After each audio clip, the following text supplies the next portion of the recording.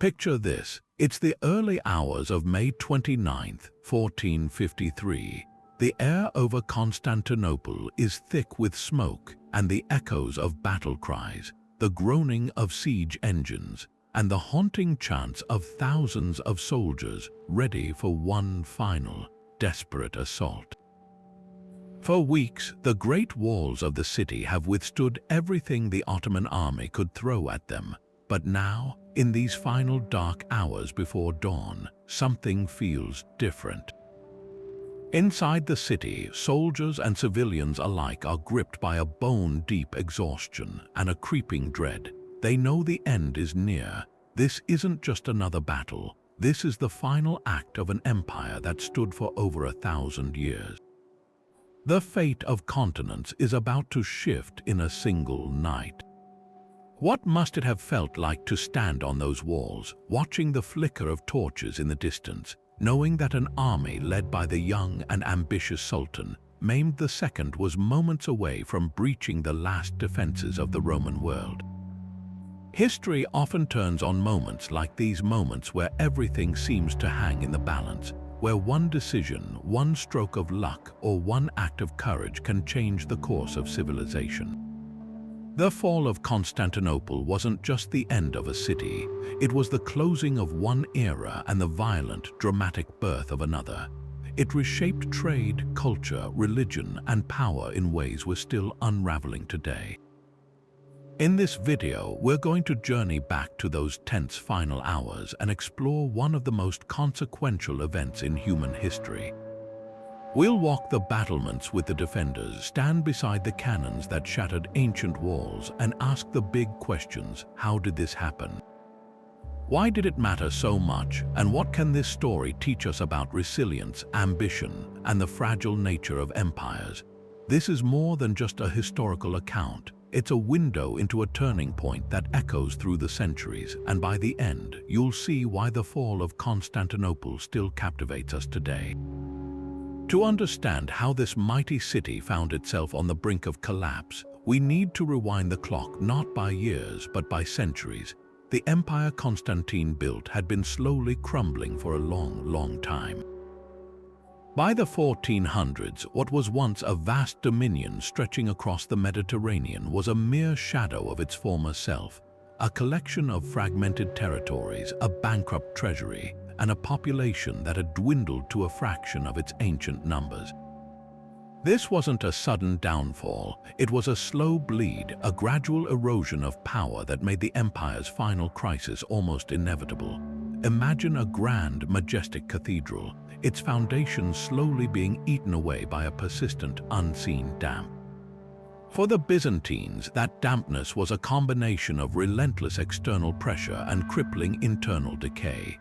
Their territory, which had once encompassed all of Italy, North Africa, and the Levant, had been whittled down to little more than the city of Constantinople itself, a small part of southern Greece, and a few scattered islands. The empire was now a small, isolated Christian state entirely surrounded by the rapidly expanding Ottoman Empire, which was already firmly entrenched on both the European and Asian sides of the Bosphorus Strait. They were an island in a hostile sea. Economically, the situation was just as dire. The great wealth that once flowed through Constantinople's harbors from the Silk Road and other trade routes had dried up. New maritime paths and the rise of Italian merchant city-states like Venice and Genoa had bypassed the old Byzantine economic system. The imperial treasury was empty, unable to properly pay its soldiers or maintain the legendary walls that were now its only real defense. To make matters worse, the political landscape was a chaotic mess of court intrigues, rebellions, and civil wars. Emperors were often more focused on fighting their rivals for the throne than they were on fighting the existential threat gathering outside their walls. This constant internal strife shattered any hope of a unified, coherent defense policy, and all the while the Ottoman threat grew stronger and more organized with each passing decade. They weren't just a nomadic horde, they were building a sophisticated state with a powerful, professional army and ambitious leaders. For the Byzantines, the Ottomans evolved from being just one of many enemies on their frontier to becoming their jailers, methodically cutting off the city from the outside world and strangling its supply lines. The stage was set for a tragic final confrontation.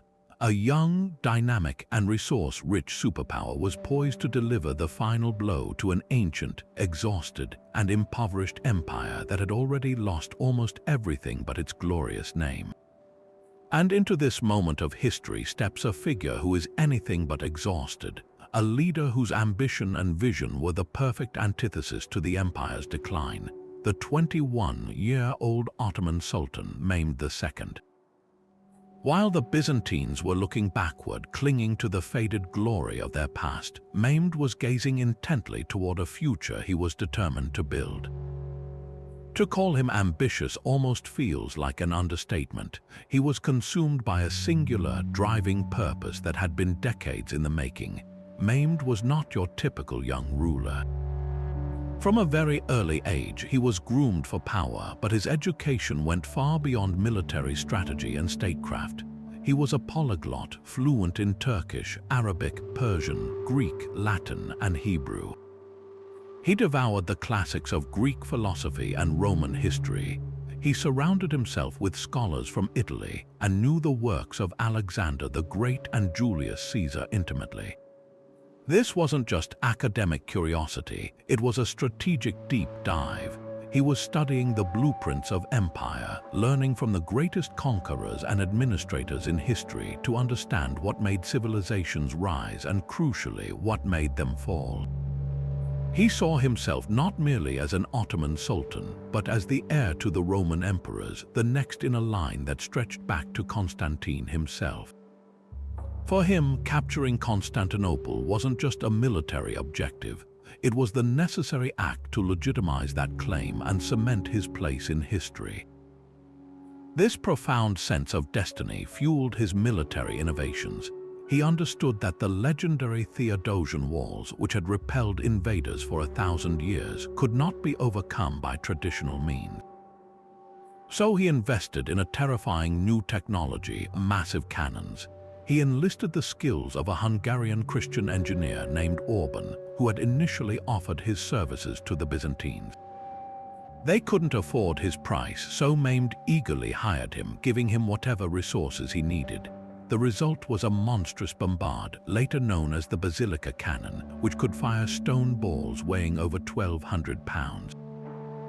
Transporting this behemoth required dozens of oxen and hundreds of men, a logistical nightmare that Mehmed's highly organized army somehow managed. This cannon, along with dozens of others, didn't just chip away at the walls, it systematically pulverized them, introducing a new, brutal age of warfare where ancient fortifications were suddenly, terrifyingly vulnerable. His obsession with the city was personal and almost spiritual. The very existence of a Christian stronghold at the heart of his growing domains was an affront to his vision of a unified Islamic empire. He was reported to have studied maps of the city's defenses for hours, searching for any weakness, any forgotten gate or undermanned section of the wall. He built a fortress, Rumeli Hisari, on the European side of the Bosphorus specifically to control traffic and cut the city off from potential aid from the Black Sea. Every move was calculated, every resource mobilized toward this one glorious final goal. He wasn't just leading an army, he was conducting a symphony of conquest, with every instrument from the massive cannons to the elite Janissary Corps to the fleet he dragged overland playing its part in a meticulously planned siege. His leadership provided the relentless, unifying force that the fractured Byzantines simply could not match. Where they had hesitation and infighting, he had absolute conviction and a clear, unwavering vision of victory. Meanwhile, standing on the other side of those formidable walls was a man shouldering the immense weight of 1,000 years of history, Constantine XI Palaiologos, the last Roman emperor. His story is one of almost unbearable pressure, a tragic drama of a good leader born into an impossible situation. He was not a weak or incompetent ruler. In fact, he was widely considered brave, dignified, and deeply committed to his people. But he was handed an empire that was already a ghost, and his reign became a desperate 11th-hour scramble to prevent the inevitable. Before he even took the crown in 1449, Constantine had proven himself a capable governor in the Mora, the Peloponnese region of Greece. He worked to strengthen the local defenses and even recaptured some territory, showing a glimmer of the old Byzantine spirit. But this success was short-lived. A swift Ottoman invasion forced him to acknowledge the Sultan's supremacy and pay tribute, a harsh lesson in the new political reality. When he arrived in Constantinople to assume the throne, he inherited a city of empty palaces, a depleted treasury, and a population so small that vast swaths within the walls were just deserted fields and ruins. His empire was a title without a territory, a crown without a kingdom. His most agonizing challenge was the deep and bitter religious divide with Western Europe. For centuries, the Eastern Orthodox Church and the Roman Catholic Church had been separated by a schism, filled with mutual suspicion and doctrinal disagreements. Constantine knew that the only hope for military salvation lay in convincing the Pope and the kingdoms of the West to launch a new crusade. But to secure this aid, he was pressured into a terrible choice. He had to agree to reunify the churches under papal authority, a move that was seen as a profound betrayal by many of his own subjects. The moment the union was proclaimed in the great church of Hagia Sophia, it caused riots in the streets. The Grand Duke Laucus Notaras allegedly declared, "Better to see the Turkish turban in the city than the Latin mitre." For many Byzantines, submitting to Rome was a spiritual death worse than a military defeat.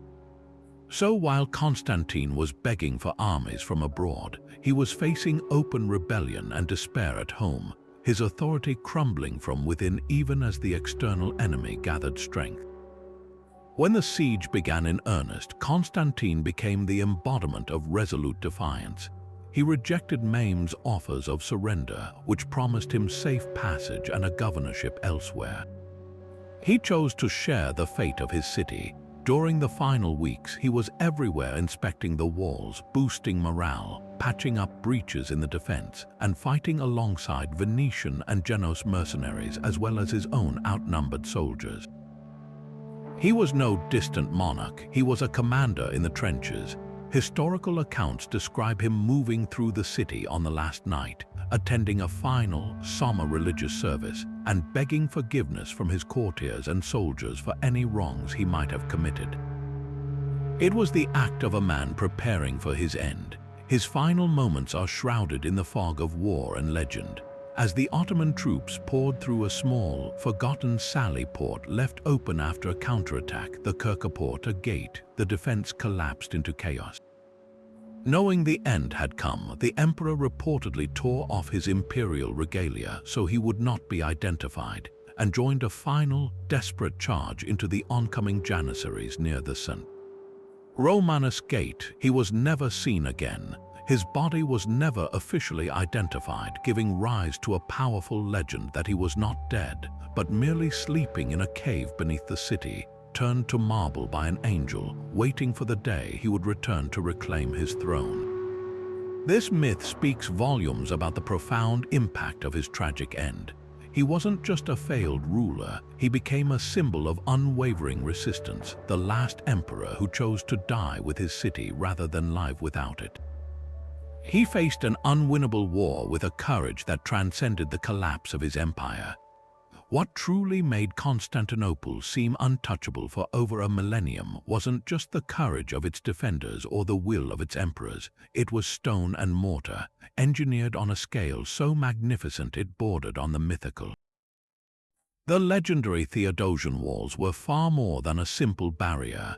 They were a layered, interconnected defensive system of breathtaking complexity, a masterclass in military architecture that turned the city into a veritable fortress. Named after Emperor Theodosius II, under whose reign the final phase was completed in the 5th century, these walls were the ultimate expression of one simple idea, that a city could be made invincible. Imagine approaching the city from the west, the only direction where the land wasn't protected by sea. You wouldn't face just one wall, but a staggering succession of obstacles. First, you'd encounter a wide, deep moat known as the fosse. This wasn't just a water-filled ditch. It was a formidable canyon, over 60 feet wide and 30 feet deep in places, which could be flooded to create a lake in front of the main defenses. This moat acted as the first killing field, slowing any assault and exposing attackers to arrow fire from the walls behind it. After scrambling out of the moat, an army would then hit the outer wall. This was a stout, crenellated barrier about 30 feet tall, studded with sturdy towers. But this wall was actually the least of their worries. It was designed to be the first line of defense, a place to break the initial momentum of a charge. The real masterpiece lay behind it. A wide terrace or peribolos separated the outer wall from the massive, monumental inner wall. This second wall was the heart of the system, soaring over 40 feet high and reinforced by nearly 100 massive towers, each standing about 60 feet tall and spaced no more than 200 feet apart. These weren't simple lookout posts. They were independent strongholds, multi-story fortresses that provided enfilading fire along the walls, meaning defenders could shoot arrows, drop rocks, or pour boiling pitch on attackers from 3 different directions at once. The walls themselves were not just stacked stone. They were built with alternating bands of brick and limestone, a technique that gave them incredible flexibility to withstand the shock of earthquakes and the relentless pounding of siege engines. The genius of this layered design was its ability to create a deadly trap. If attackers managed to scale the outer wall or break through a gate, they didn't burst into the city. Instead, they found themselves trapped in the deadly terrace between the outer and inner walls, completely exposed to a relentless crossfire from the higher inner wall towers. It was a kill box of horrific efficiency. Furthermore, the entire system was integrated with a series of sophisticated military gates, the most famous being the Golden Gate, a triumphal arch flanked by massive marble towers that served as the ceremonial entrance to the imperial capital. For more than 1,000 years, this system worked flawlessly. It turned back Attila the Hun, countless Arab caliphates during the great sieges of the 7th and 8th centuries, and a host of other would-be conquerors. The walls were more than a physical structure. They were a psychological weapon, a symbol of unwavering permanence that could daunt the most confident army before a single arrow was loosed. They represented the peak of ancient defensive ingenuity, and for centuries they made the very idea of capturing Constantinople by land seem not just difficult but utterly impossible. Yet for all their legendary strength, even the Theodosian walls were about to meet their match. The old rules of siege warfare, which had served defenders so well for 1,000 years, were being rewritten right outside the city. Sultan Mehmed II understood that he couldn't simply throw men at these formidable barriers. He had to break them with overwhelming force and cunning strategy. His approach was a brutal fusion of cutting-edge technology and relentless tactical pressure, a multi-pronged assault designed to shatter both stone and spirit. The most visible and terrifying symbol of this new approach was his artillery. The Ottoman camp became a relentless orchestra of thunder and fire, centered around the massive cannons designed by the Hungarian engineer Orban. The crown jewel of this arsenal was the monstrous bombard later known as the Basilica cannon. This was a weapon of almost unimaginable scale for its time. Its bronze barrel was over 26 feet long, and it fired stone cannonballs that weighed an estimated 1,200 pounds. The process of firing it was a slow, laborious, and dangerous spectacle.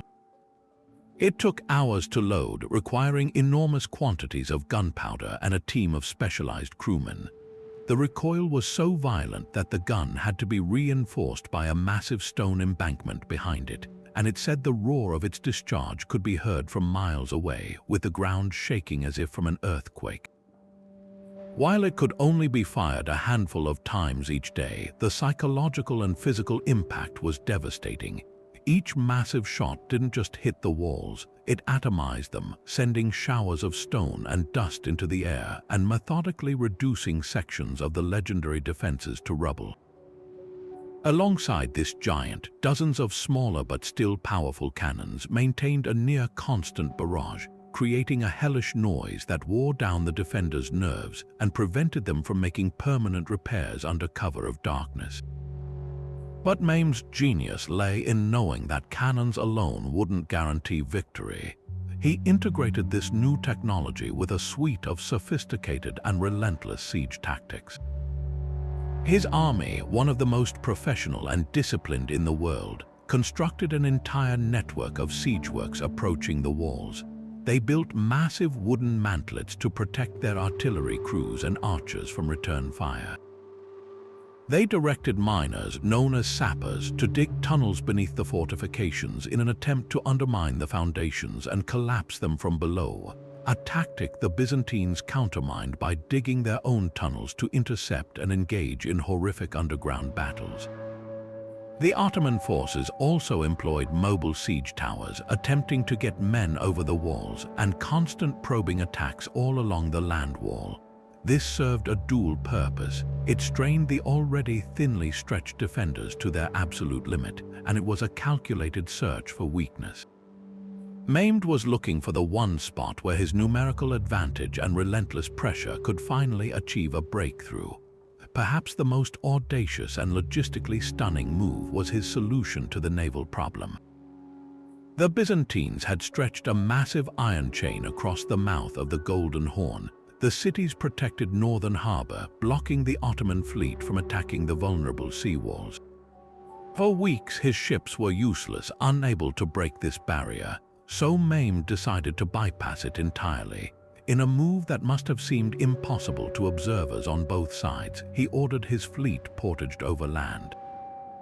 Using a specially constructed road of greased logs, teams of oxen and thousands of men hauled approximately 70 warships from the Bosphorus Strait, up and over the hill behind the neighborhood of Galata, and down into the Golden Horn itself. Overnight, the safe inner harbor was no longer safe. The shock and demoralization inside the city were palpable. The Ottomans now controlled the Golden Horn, allowing them to construct a floating pontoon bridge to quickly move troops and to threaten the city's northern seawalls, which were far weaker than the mighty land walls. This incredible feat of military logistics was the final masterstroke, completing the city's total encirclement and proving that for Mehmed, no obstacle was too great, and no traditional rule of warfare was too sacred to break. But the true star of this brutal new show was the artillery, and chief among them was the basilica cannon. This was less a piece of military hardware and more a feat of metallurgical ambition. Its creation was entrusted to a Hungarian Christian named Orban, a man whose skills were so renowned he had first offered them to the Byzantine emperor. Hamstrung by an empty treasury, Constantine could not meet his price, a decision that would haunt the final days of his empire. Sultan Mehmed, with his seemingly limitless resources and foresight, had no such problem. He hired Orban on the spot, giving him all the manpower, copper, and tin he required. The result was a monster cast in bronze, a weapon of such staggering scale it was almost mythological. Its barrel stretched over 26 feet long, with a bore so wide a man could almost crawl inside it. It fired stone shot carved from granite, each sphere weighing an estimated 1,200 pounds, the weight of a small car. Operating this Leviathan was a terrifyingly complex and dangerous undertaking. It required a crew of dozens, men to haul the colossal stone ammunition into place with cranes, specialists to carefully pack the chamber with hundreds of pounds of finely milled gunpowder, and engineers to precisely calculate its aim and elevation. The process of firing was agonizingly slow. It could only be loosed a handful of times each day, but when it fired, the effect was apocalyptic. The roar was said to be deafening for miles, the concussion shaking the ground like an earthquake. A massive plume of smoke and fire would erupt from its mouth, and the stone ball would travel in a high, lazy arc before crashing into its target with world-shattering force. This wasn't an impact that merely cracked stone, it vaporized it. Sections of the mighty Theodosian walls, which had stood unbreached for over 1,000 years, were simply pulverized into clouds of dust and rubble. The psychological toll on the defenders was as severe as the physical damage. After each thunderous blast, they would emerge from cover to see another gaping hole in their primary defense, a constant, demoralizing reminder that their greatest advantage had been nullified. The basilica cannon was never a precision instrument. It was a blunt force trauma device. Its true power lay in its ability to create chaos and overwhelm the enemy's capacity to respond. The constant, thunderous barrage, day and night, frayed the nerves of everyone inside the city, making sleep nearly impossible and creating an atmosphere of pervasive dread. More practically, it forced the defenders into an exhausting and ultimately futile cycle. Under the cover of darkness, they would rush to repair the day's damage, filling the breaches with whatever timber, stones, and earth they could find. Materials like wool bales and wooden stockades that were woefully inadequate against the cannon's next strike. This relentless cycle of demolition and desperate, hasty repair drained the energy and resources of the Byzantine forces, stretching their already thin numbers to the absolute breaking point. Mehmed's cannons, and the basilica in particular, did more than just break walls. They broke the rhythm of the defense, replacing the stately, predictable pace of a medieval siege with the terrifying, unpredictable shock of a new age of warfare. Yet for all the thunder of the cannons and the brilliance of Mehmed's strategy, the fall of Constantinople was as much a story of diplomatic collapse as it was a military one. The city's fate was sealed not just by the force arrayed against its walls, but by the profound silence from beyond them. For decades, the Byzantine emperors had looked west toward their fellow Christian powers in Europe, pleading for a rescue that was always promised but never truly dispatched. This was a tragedy of division, where ancient grudges and modern political calculations proved far stronger than any shared faith. The schism between the Eastern Orthodox Church of Constantinople and the Roman Catholic Church of the West was not a simple disagreement. It was a deep, centuries-old rift filled with theological bitterness, cultural suspicion, and a struggle for supremacy. The Great Schism of 1054 had formally split Christianity into two camps, and the memory of the horrific Fourth Crusade in 1204, where Western knights had brutally sacked Constantinople instead of fighting Muslims, was a wound that never truly healed for the Byzantines. To many in the East, the Latins were just as much heretical enemies as the Muslim Ottomans, if not more so. This created an almost impossible situation for Emperor Constantine. He knew that the only hope of saving his city was to secure a massive military intervention from the Pope and the kingdoms of Italy, France, and Hungary. But the price for that aid was unbearably high, the spiritual submission of his people. This led to a desperate and, in the end, futile diplomatic dance. At the Council of Florence in 1439, a fragile agreement was reached to reunite the churches under the authority of the Pope. Emperor John VIII, Constantine's brother, had signed it in the hope of saving his empire. But when the union was proclaimed back in Constantinople, it sparked riots and open rebellion. The clergy, the nobility, and the common people were overwhelmingly against it. The influential Grand Duke Laucus Notaros's infamous declaration, "Better to see the Turkish turban in the city than the Latin mitre," perfectly captured this defiant sentiment. For many Byzantines, surrendering their ancient faith and traditions to Rome was a fate worse than conquest. So while Constantine was in the final months of the siege desperately sending letters begging for help, he was simultaneously trying to govern a city that was violently opposed to the very agreement that was supposed to save it. From the Western perspective, the situation looked very different. The Pope, Nicholas V, was genuinely concerned and did try to organize aid, but his power was limited. The major European monarchs were exhausted from their own wars, like the 100 Years' War between England and France that had just ended. Others, like the powerful Republic of Venice, were deeply entangled in trade agreements with the Ottomans and saw more profit in peace than in launching a costly and risky new crusade. Their assistance was hesitant, minimal, and always too late. A tiny contingent of soldiers sent by the Pope and led by the brilliant Genoese Captain Giovanni Giustiniani Longo did arrive to reinforce the defense. Their presence was vital, but it was a drop in the bucket compared to the overwhelming need. The grand armies that Constantine prayed for were never assembled. The West was simply too divided, too preoccupied, and too calculating to commit fully to saving a city they viewed with a mixture of suspicion, pity, and irrelevance. This catastrophic failure of diplomacy left Constantinople utterly alone. The promised fleets from Venice and Genoa never sailed in force. The armies of kings never marched. The city became an island of despair, watching the horizon for sails that would never appear.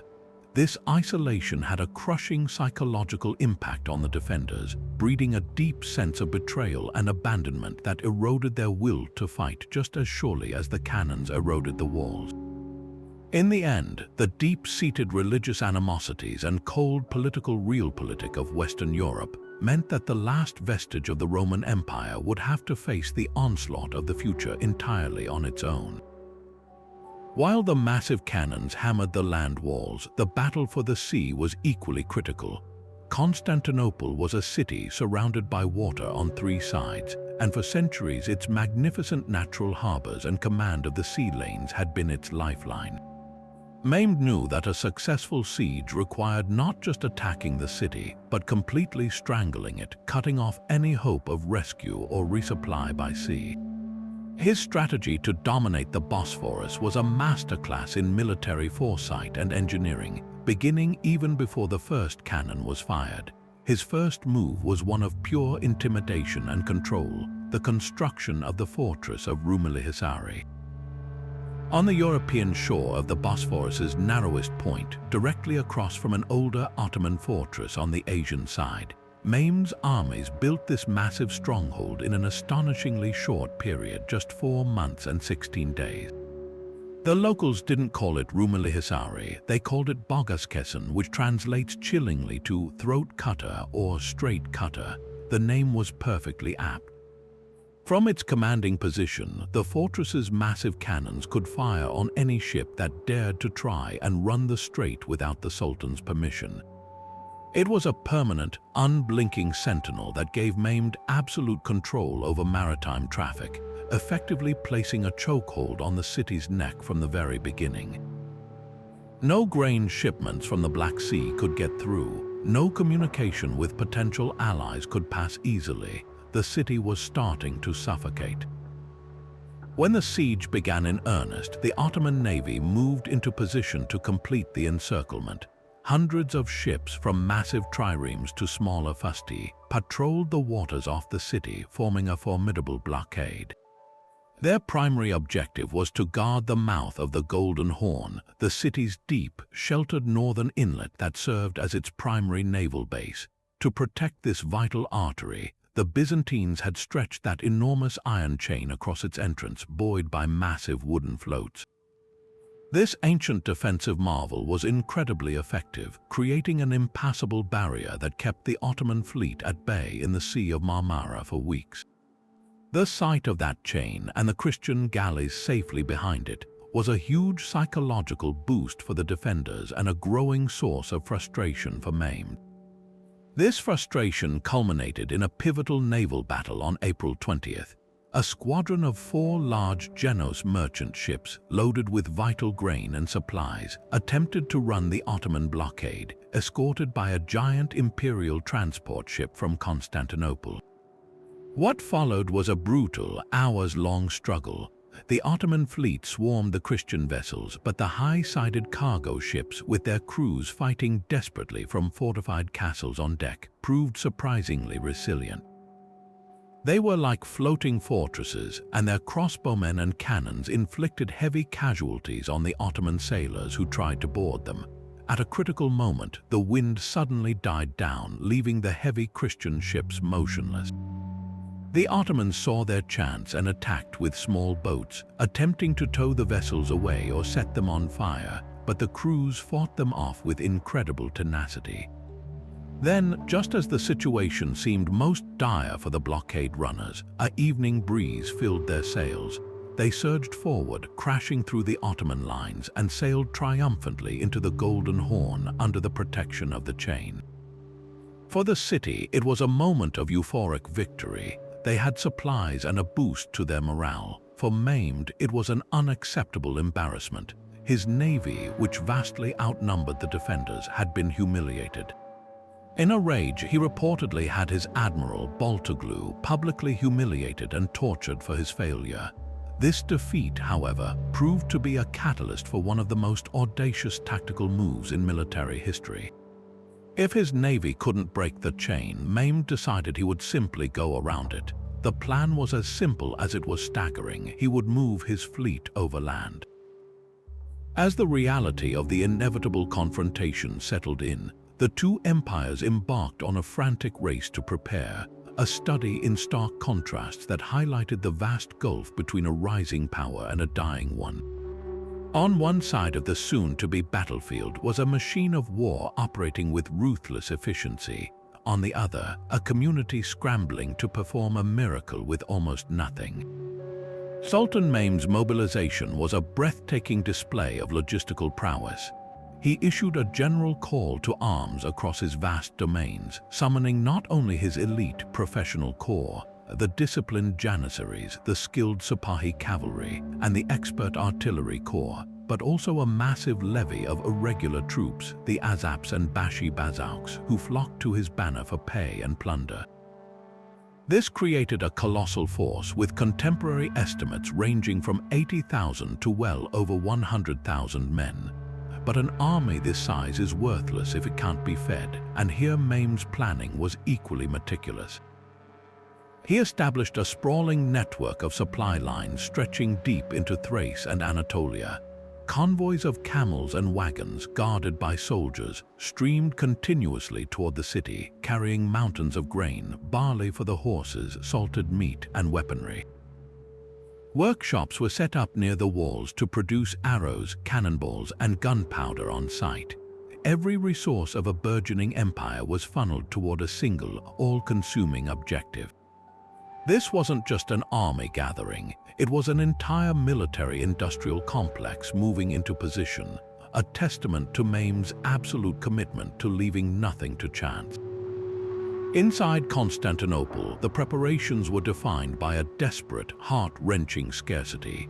Emperor Constantine and his commanders faced a defense with a garrison that likely numbered fewer than 7,000 fighting men against an enemy force more than 10 times its size. Their first and most critical task was to repair the ancient Theodosian walls, which had fallen into disrepair during decades of peace and neglect. Citizens, soldiers, and monks alike were conscripted into work gangs, filling cracks with rubble and hastily shoring up weakened sections with wooden stockades and earthworks. But they were working against time and a terrifying new technology they couldn't match. Stockpiling resources was even more challenging. The city's granaries were filled as much as possible, but the Ottoman blockade made this incredibly difficult. They had to rely on what was already within the walls and the occasional daring blockade runner. Every loaf of bread, every arrow, every barrel of water was counted and rationed, a constant reminder of their isolation. Perhaps the most complex challenge was rallying the city's deeply divided population. Constantinople was a mosaic of different groups, often at odds with one another. The native Greek Byzantines were deeply suspicious of the Latin Catholics, the Venetians and Genoese who lived in their own fortified quarters and whose aid was so politically toxic. Yet the defense depended on them. The brilliant Genoese captain Giovanni Giustiniani Longo arrived with 700 well-armed professional soldiers, a huge boost to the city's martial strength. Constantine placed him in command of the entire land defense, a decision that, while militarily sound, likely ruffled the feathers of the proud Byzantine aristocracy. There were also Catalans, Cretans, and even a small contingent of Turks fighting alongside them. Uniting this patchwork force under a single banner required all of Constantine's diplomatic skill and personal charisma. He moved among them, a constant, calming presence, appealing to their shared desire to save the greatest city in Christendom.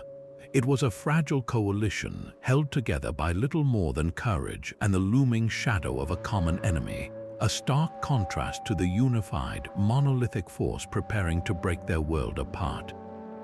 On the morning of April 6, 1453, the deep, resonant sound of Ottoman war drums echoed across the plains west of Constantinople, a grim announcement that the waiting was over. The massive army, a sea of tents and banners that had encircled the land walls for days, now began to move into its final assault positions with a chilling precision. Regiments of Azaps and Bashi Bazauks, the irregular infantry, took their places in the front lines, their task to absorb the defenders' energy and probe for weaknesses. Behind them, the disciplined ranks of the professional Sipahi cavalry and the elite Janissary corps stood in formidable reserve. To the north, the Ottoman fleet, hundreds of ships strong, completed its grim cordon across the Sea of Marmara, cutting the city off from the world. The noose, meticulously prepared for months, was now officially tight. The first act of the siege was not a human charge, but the voice of the new age of warfare. With a flash and an earth-shattering roar that must have felt like the world splitting apart, the massive basilica cannon fired its inaugural shot. The stone ball, weighing hundreds of pounds, soared in a high arc before crashing into the mighty Theodosian walls near the St. Romanus Gate. The impact was not a simple crack, it was a cataclysm of pulverized limestone and brick, sending a cloud of dust and debris high into the air. This single shot was a declaration. The rules of siegecraft, which had favored the defender for a millennium, had just been rewritten. Soon, the thunder was joined by a chorus of smaller cannons, creating a near-constant, deafening barrage that would become the relentless soundtrack to the 53-day siege. The goal was not just to break the walls, but to break the will of those behind them, to create a state of perpetual dread and exhaustion. Inside the city, the response was a testament to defiant courage in the face of overwhelming force. Emperor Constantine and his commanders, most notably the Genos captain Giovanni Giustiniani, had prepared a strategy of active, layered defense. Giustiniani, with his 700 professional soldiers, took the most critical post at the Mesotician, the middle section of the land wall where the terrain was most favorable for an attack and where Mehmed had concentrated his heaviest guns. The emperor himself moved constantly along the line, a visible symbol of resolve. The limited number of Byzantine cannons mounted on the walls fired back, but they were slower, smaller, and less effective than the Ottoman bombards, and their recoil risked damaging the ancient battlements they were meant to protect. The real ingenuity of the defense lay in its resilience under the horrific bombardment. Each night, under the cover of darkness and a merciful pause in the cannon fire, the defenders would swarm the day's damage. Citizens, monks, and women joined the soldiers in a desperate race against the dawn, filling the breaches with anything they could find: timber, stones, earth, and bales of wool, building makeshift stockades and palisades over the rubble. It was a heartbreaking cycle of demolition and frantic, fragile repair. The tension within the walls was palpable, a mixture of steadfast determination and creeping despair. The thunder of the cannons was a physical sensation, shaking the very ground, while the ever-present dust from the pulverized walls coated everything and everyone. Every soul in Constantinople lived with the knowledge that each new sunrise would bring another storm of iron and stone, and that their ability to withstand it was diminishing hour by hour. For weeks, the massive iron chain stretched across the entrance to the Golden Horn had been the one unequivocal success of the Byzantine defense. This ancient marvel of maritime engineering, with its thick links buoyed by massive wooden floats, created an impassable barrier, a symbolic and practical bulwark protecting the city's vulnerable northern flank. Behind it, the Christian fleet, a mix of Byzantine, Venetian, and Genoese galleys, lay safe in the sheltered waters, a constant reminder to the besiegers that complete encirclement had not yet been achieved. The Ottoman navy, for all its numerical superiority, was rendered impotent, forced to patrol the open waters of the Bosphorus and the Sea of Marmara, unable to breach this metallic gate. For the exhausted defenders, the chain was a psychological lifeline, a testament to their ingenuity and a symbol that all was not yet lost. Sultan Mehmed, however, viewed the chain not as an insurmountable obstacle, but as a puzzle to be solved. The humiliation of the naval battle on April 20th, where a few Christian ships had broken through his blockade, had made it abundantly clear that a direct assault on the chain was futile. It demanded a solution that was as radical as it was audacious. If his ships could not go through the barrier, they would simply have to go over the land around it. A plan he conceived was so logistically staggering that the Byzantines, peering from their walls, would have dismissed it as impossible. Mehmed decided to build a road. The chosen route was a stretch of land behind the neutral Genoese colony of Galata, which stood on the northern shore of the Golden Horn. This was a rugged, hilly area, utterly unsuited for moving seafaring vessels. Yet that is precisely what Mehmed ordered. Teams of thousands of workers were assembled to level the ground and construct a wooden track, its rails greased with animal fat to reduce friction. Then, in one of the most breathtaking spectacles of the entire siege, the Ottoman sailors and laborers put their shoulders to the task.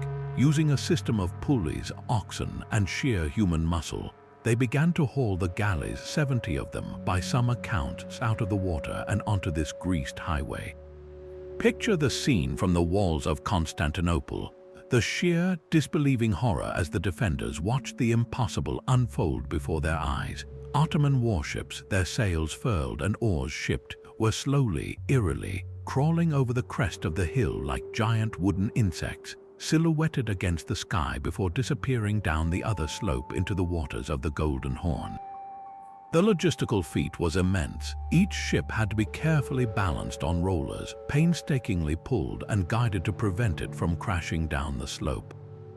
The sounds of creaking wood, shouted orders, and straining men would have carried across the water, a chilling symphony of ingenuity and relentless will. Virtually overnight, the entire strategic picture of the siege was transformed. The safe harbor was safe no longer. The Ottoman fleet now floated in the Golden Horn behind the chain that had so confidently guarded it. This maneuver achieved several devastating blows at once. It allowed the Ottomans to immediately threaten the city's northern sea walls, which were significantly weaker and lower than the massive land walls. More importantly, it forced the outnumbered Byzantine defenders to spread their already thin forces even further, stretching their lines to cover a new, unexpected front. But perhaps the most profound impact was psychological. This incredible act was a masterstroke of psychological warfare. It demonstrated to everyone inside the city that their enemy was not bound by the old rules of war. Mehmed was a commander who could move fleets over mountains, who could literally reshape the landscape to serve his ambition. The message was clear: no defense, no matter how clever or ancient, could ultimately stop him. The defenders' one area of secure confidence had been violated, and with it, the last flickers of hope began to gutter. This struggle for the soul of Constantinople was not just a military conflict, it was a profound spiritual battle, a collision of two worlds, each utterly convinced of its own divine mandate. On one side stood Sultan Mehmed II, who had meticulously crafted his image as the ultimate Ghazi, a holy warrior for Islam. This was not merely a title, it was a powerful political and motivational tool. He drew upon a deep well of Islamic tradition that promised spiritual rewards for those who fought to expand the domain of Islam. By casting the siege as a jihad, he could unite his incredibly diverse army, Turks, Serbs, Hungarians, and countless others, under a single, powerful banner. It gave a higher purpose to the brutal business of siege warfare, transforming his soldiers from mere invaders into instruments of God's will. The promise of paradise for those who fell in battle was a potent motivator for the thousands of troops who would be asked to throw themselves against the most formidable walls in the known world. Mehmed himself was seen as the fulfillment of an ancient prophecy, a new Alexander destined to conquer the legendary city that had resisted Muslim armies for centuries. Every cannon shot, every assault was framed not just as an act of conquest but as a sacred duty. Inside the city, a very different kind of religious fervor took hold, one born of desperation and the weight of 1,000 years of history. For the Byzantines, they were not just defending their homes, they were making a last stand for Orthodox Christianity itself. The great church of Hagia Sophia, the spiritual heart of the empire, became the focal point of this defiance. As the cannonades thundered outside, the city's inhabitants, soldiers, nobles, and commoners alike flocked to the cathedral in a continuous cycle of prayer. They carried the city's most sacred relics in solemn processions along the walls. The icon of the hagia, believed to be painted by Saint Luke himself, and the Virgin's girdle, a holy garment thought to offer divine protection. These acts were a public pleading for a miracle, a desperate hope that God would intervene as he had so many times before to save the city they believed was under his special care.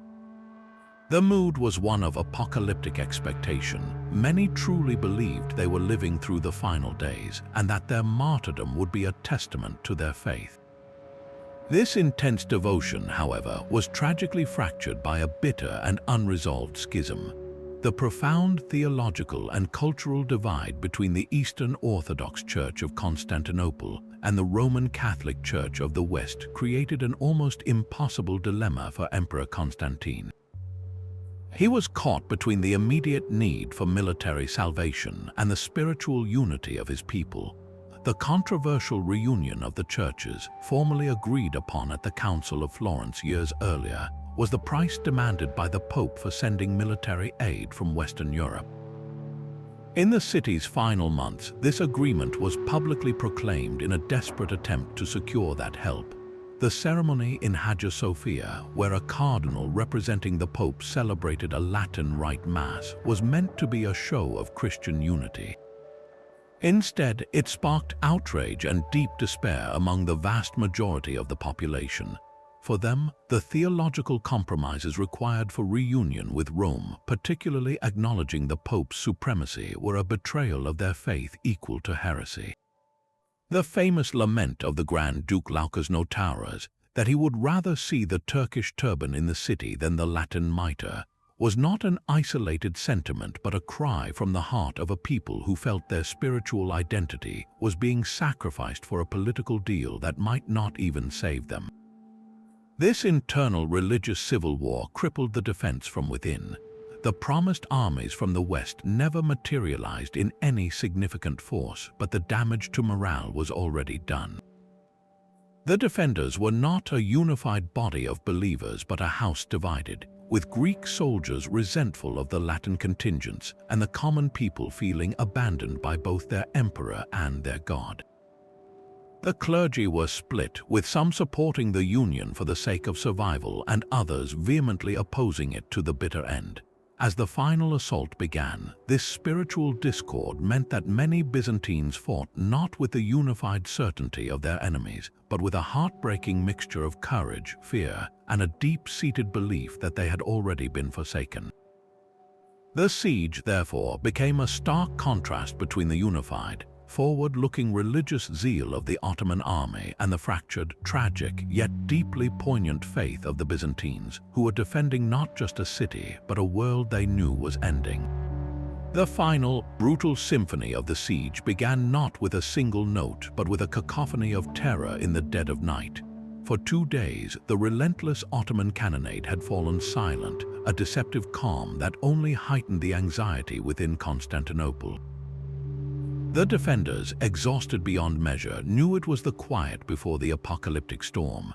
That storm broke just after midnight on May 29th. Across the entire land front, thousands of oil-soaked torches were suddenly lit, flooding the plains with an eerie, flickering light and illuminating the vast Ottoman host.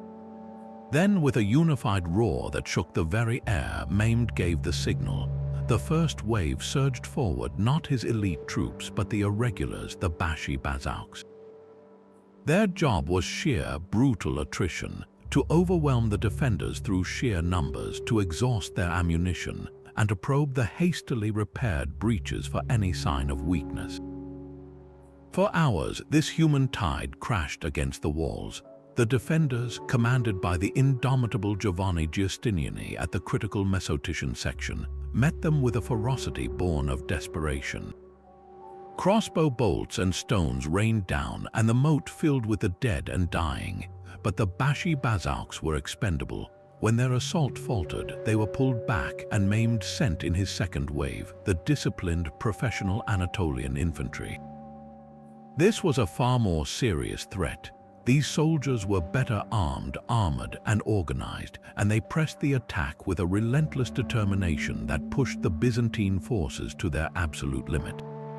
The fighting was hand-to-hand, a horrific melee on the rubble-strewn breaches where men fought with swords, axes, and spears in the torchlight. Yet somehow the defense held. Just as dawn began to tinge the eastern sky, the Anatolians, too, were forced to retreat with heavy losses. For a fleeting moment, a wave of hope must have swept through the defenders. They had weathered the worst of it. That hope was extinguished with the rising sun. Mehmed now played his final, decisive card, the Janissaries. His elite, hand-picked infantry, the finest soldiers in his empire, advanced not with a wild charge, but with a terrifying, disciplined silence, their martial music replaced by the rhythmic beat of drums and the chilling clang of their weapons on their shields. This was the hammer blow. They moved into the kill zones with methodical precision, engaging the utterly exhausted defenders who had been fighting for their lives without rest for over 4 hours. The battle reached a fever pitch of brutality at the central breach where Giustiniani stood. Then catastrophe struck. A cannonball or a stray shot from an Ottoman arquebus struck the Genoese commander, severely wounding him. As he was carried from the walls towards a ship in the harbor, the heart went out of the defense. His men, the backbone of the resistance, began to falter, their cohesion shattered by the loss of their leader. It was in this moment of swirling chaos and confusion that history turned on a seemingly minor, almost unbelievable detail. Near the Blasciani Palace section of the walls, a small sally port known as the Kirka Porta had been used by the defenders for nighttime raids. After one such counterattack, the gate had been left unbarred and forgotten. Ottoman soldiers, either through sheer luck or sharp-eyed observation, discovered this fatal error. They pushed their way through the unlocked gate, not in a massive column, but in a trickle that quickly became a flood. Once inside, they did not immediately charge into the city. Their first act was one of brilliant tactical awareness. They scrambled up the interior steps of the wall and raised the Ottoman flag, a signal visible across the entire battlefield. To the defenders still fighting on the outer breaches, the sight of the Sultan's banner flying inside their defenses was the ultimate psychological defeat. A cry of terror went up. The city is taken, panic is a weapon, and it now spread faster than any army. The defense crumbled in an instant. The Janissaries, seeing the signal and the crumbling resistance, now poured through the main breaches in force. The Emperor Constantine, fighting near the St. Romanus Gate, realized the end had come. He reportedly threw off his imperial regalia so as not to be captured and ransomed, and plunged into the oncoming tide of Janissaries for one last heroic stand. He was never seen again. With the walls breached and the defense in full rout, the battle transitioned into a horrifying new phase, the sack of the city. Ottoman soldiers fanned out through the streets, meeting scattered but fierce resistance from small bands of Venetians, Genoese, and Greeks who made stands at major intersections. The narrow alleys became killing grounds, the air filled with the screams of the pursued and the triumphant shouts of the conquerors. For the next several hours, Constantinople, the queen of cities, was subjected to the brutal, chaotic, and terrifying fate of a city taken by storm, its thousand-year history ending not with a dignified surrender, but in fire, blood, and unimaginable violence. And it was at this very apex of the struggle, with the elite Janissaries relentlessly pushing forward and the fate of a civilization hanging by a thread, that a single, random event shattered the defense. For nearly 2 months, the Genoese captain Giovanni Giustiniani had been the unshakable pillar of the resistance. His 700 professional soldiers formed the backbone of the defense at the most critical sector, and his personal courage and tactical genius had inspired everyone around him. He was a constant, armored presence on the blood-soaked rubble of the breach, shouting orders, parrying blows, and plugging gaps wherever they appeared. He was more than a commander, he was a symbol of defiance, the one man whose unflinching resolve seemed capable of holding the line against impossible odds. The precise moment of catastrophe is lost to time, obscured by the smoke and chaos of close combat. Some accounts say it was a cannonball fragment. Others claim it was a Chinese letter bowled from an Ottoman crossbow or a shot from an early handgun known as an arquebus. What is certain is that Giustiniani was struck, suffering a grievous wound to his arm or leg. The injury was severe enough that he could no longer stand and fight. As the battle raged around him, his personal retinue urgently carried him from the wall, desperately trying to get him to safety and medical attention. His intention was likely to have his wound treated and return to the fray, but in the heat of that final, desperate assault, his withdrawal was catastrophic. To the Venetian and Greek soldiers fighting alongside his Genoese contingent, the sight of their commanding general being carried away was not a temporary setback, it was the signal of a total collapse. A wave of pure, unadulterated panic instantly swept through the Christian ranks. The cry went up that Giustiniani was dead, a rumor that spread faster than the truth and which was infinitely more destructive. The defense, which had been holding together through sheer force of will and his leadership, disintegrated in minutes. His own Genoese soldiers, seeing their leader fall and perhaps fearing they would be abandoned in a lost cause, began to break formation and retreat toward the harbor, hoping to reach their ships. This created a domino effect. The Venetian units on their flanks, now exposed and believing the center had fallen, also began to give ground. In the terrifying confusion, some defenders may have even mistaken the retreating Italians for Ottomans who had already breached the lines, further accelerating the panic. The meticulously coordinated defense dissolved into a frantic, disjointed scramble for survival, creating a fatal gap in the very heart of the wall, just as the Sultan's finest troops were pressing their attack. The loss of one man at that precise moment did not just weaken the line, it severed the spinal cord of the entire resistance. In the swirling chaos of the final Ottoman assault, the figure of Emperor Constantine XI became enshrouded in a mist of heroism and mystery that has never fully lifted. As his defense collapsed around him and the Sultan's elite Janissaries poured through the breaches, the last Roman emperor made a conscious choice that would cement his legacy. Historical accounts, primarily from survivors and later Ottoman chroniclers, agree on the broad strokes. He refused to flee, rejecting offers of safe passage, and chose to die with the empire he could not save. On that terrible morning, he was last seen fighting desperately near the St. Romanus Gate, having cast off his imperial purple regalia to die as an anonymous soldier, ensuring he would not be taken alive for ransom or a humiliating parade. His body was never formally identified, a simple fact that created a vacuum instantly filled by legend. The most enduring myth born from the grief of a conquered people is the Marble Emperor. This powerful legend claims that Constantine was not truly killed.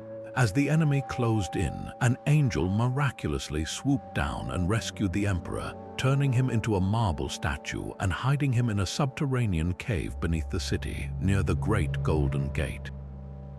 There he sleeps, the story goes, awaiting a divine call to awaken, reclaim his throne, and restore Christian glory to Constantinople. This tale was not mere folklore. It served a profound psychological purpose for the conquered Greeks, offering a narrative of hope and eventual redemption in the face of utter devastation. It transformed a military defeat into a temporary setback in a much larger divine plan, allowing a subjugated population to hold onto a sliver of identity and national pride under centuries of Ottoman rule. Other accounts, attempting to provide a more grounded but equally heroic end, describe him leading a final, desperate charge into the heart of the Ottoman advance, meeting his fate in a blaze of glory. Yet the chaotic nature of the sack, with its mass confusion and horrific violence, makes any single verified account of his death impossible to confirm. The Ottomans, for their part, had little interest in meticulously identifying one body among thousands. Their focus was on the victory itself. This lack of a corpse became the seed from which the legends grew. The historical reality is likely a combination of gritty fact and symbolic necessity. He almost certainly died in the fighting, his body lost in the carnage, stripped and looted like so many others. But by choosing to disappear anonymously into the maelstrom of his empire's final hour, he achieved a form of immortality that a documented death could never have offered. His enduring symbolic significance is immense. For Greece and the Orthodox world, Constantine XI became an instant martyr and a national saint, a symbol of unwavering resistance against impossible odds. He is remembered not for his political or military successes, which were hamstrung by circumstances beyond his control, but for the dignity and courage of his final stand. He is the emperor who chose to share the fate of his humblest subject, who refused to abandon his post and in doing so became the eternal embodiment of the phrase, "Better to die a free man than live as a slave." In a very real sense, he gave the 1,000-year-old Byzantine Empire a dignified and heroic end, a final chapter worthy of its long and storied history. His disappearance created a clean, dramatic break, a definitive end to the Roman Empire, allowing him to forever remain in the collective memory as the last emperor, forever brave, forever defiant, forever unbroken. He is a figure who transcends the messy details of history to become a pure symbol of tragic sacrifice, making the fall of Constantinople not just a story of conquest, but a timeless legend of human resilience. With the defenses shattered and the last emperor gone, the victorious Ottoman soldiers poured into the streets of Constantinople, and the systematic plunder of a millennium of accumulated wealth began. For the exhausted and traumatized defenders, the battle was over, but a new, even more terrifying ordeal was just beginning. The ancient custom of warfare granted victorious troops the right to sack a conquered city that had refused to surrender, and for 3 days Mehmed unleashed his army upon the capital. This was not a chaotic free-for-all, but a controlled, horrific release of pent-up aggression, a reward for his troops after the grueling siege and a deliberate demonstration of the price of defiance. The initial hours were a storm of unimaginable violence. Soldiers, driven by religious fervor, promises of plunder, and the raw adrenaline of survival, broke into homes, churches, and public buildings. The air, already thick with smoke from the bombardment, now filled with the sounds of splintering doors, shattering glass, and the screams of the city's inhabitants. While some accounts speak of widespread slaughter, the primary objective for most Ottoman soldiers was not massacre but capture. The surviving population, which included Greeks, Venetians, Genoese, and others, became the most valuable commodity of the sack. Families were torn apart as men, women, and children were rounded up, bound with ropes, and herded into makeshift holding pens throughout the city.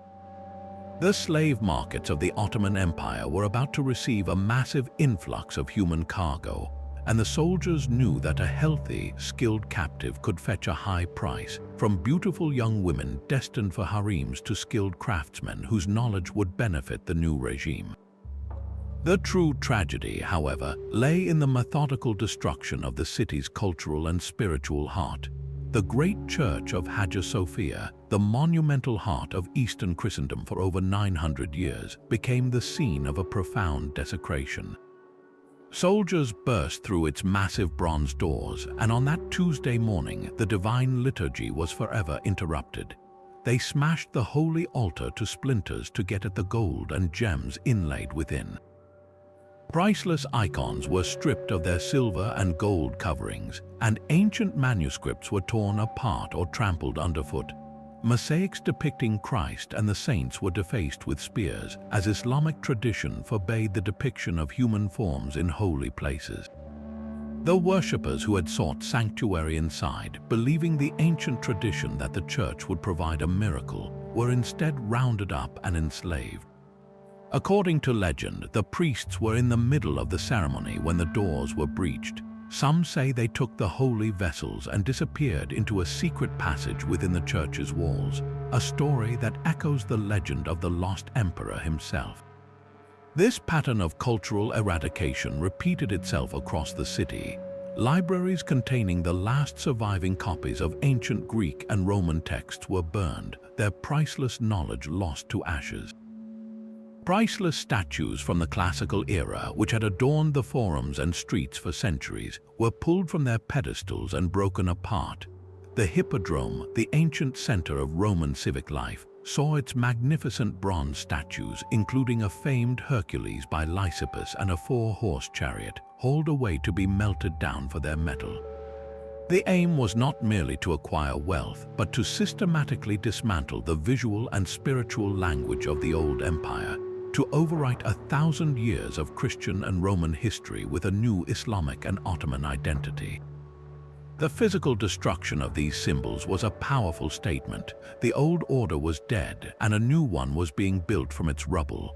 When the 3 days of licensed plunder finally ended, Mehmed II entered the city he had fought so hard to conquer.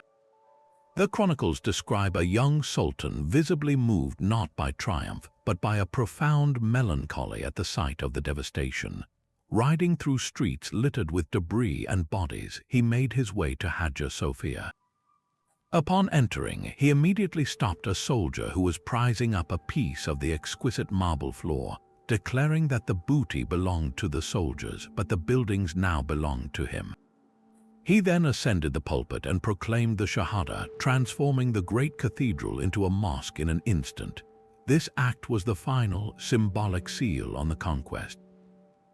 The city of Constantine was no more. In its place was Istanbul, the new capital of the Ottoman Empire. The psychological shockwave that rippled across the Christian world was immense.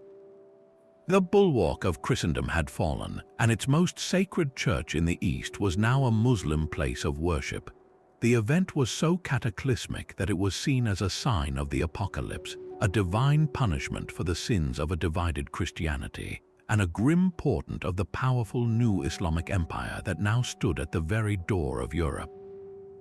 In the midst of the 3-day storm of conquest, one building stood above all others, a symbol so potent that its fate would define the new era. The great church of Hagia Sophia, the Church of Holy Wisdom, had been the spiritual and architectural heart of the Byzantine Empire for over 900 years. Its massive dome, floating seemingly without support, was an engineering marvel that had inspired awe and devotion for centuries.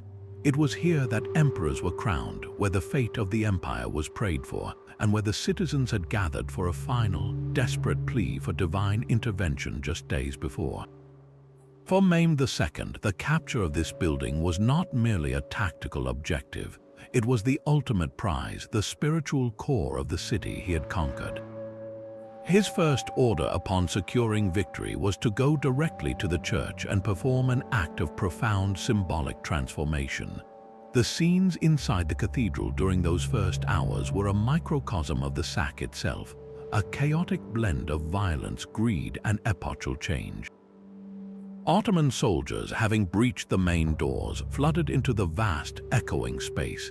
Inside, a terrified congregation of civilians and clergy had gathered for what they believed would be a final service, clinging to an ancient prophecy that an angel would descend to save the city at its darkest hour. Instead of salvation, they faced the reality of conquest. The soldiers, driven by religious zeal and the promise of plunder, set about the systematic desecration of the church's Christian interior. They shattered the magnificent iconostoses, the screen of icons that separated the sanctuary from the nave, and smashed the holy altar to retrieve the gold and precious relics within. Priceless mosaics depicting Christ, the Virgin Mary, and the saints were defaced or covered with plaster, in accordance with Islamic prohibitions against graven images. The worshippers, including the nobility and the last vestiges of the imperial court, were rounded up, bound, and led away into slavery. The divine liturgy, celebrated continuously in that space since the 6th century, fell silent. Mehmed's entrance into Hagia Sophia was a carefully staged piece of political and religious theater. He arrived on horseback but dismounted at the doors and bowed low, taking a handful of earth which he then sprinkled over his turban as an act of humility before God. As he stepped inside, the scene was one of utter devastation.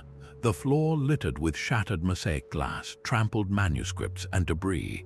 He immediately intervened to stop a soldier who was prying up a slab of the exquisite marble paving, declaring firmly that the movable plunder belonged to the men, but the buildings themselves now belonged to the Sultan.